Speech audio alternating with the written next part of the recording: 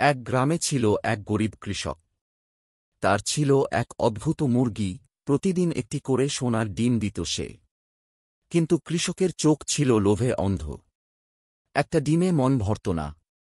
একদিন মুরগিটাকে নিয়ে সে গেল ডাক্তারের কাছে।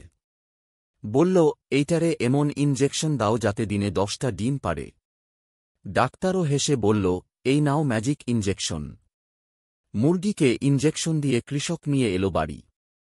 পরদিন সকালে মুরগি একটার পর একটা গড়িয়ে পড়ছে সোনার ডিম। একটা, দুইটা, তিনটা, 10টা, 50টা, পুরো উঠোন ভর্তি সোনার ডিমে। গ্রামবাসীরা হইচই শুরু করে দিল। এই যে, এত সোনা, এটা তো দেশের জন্য হুমকি। তারা রেস্কিউ টিমে খবর দিল।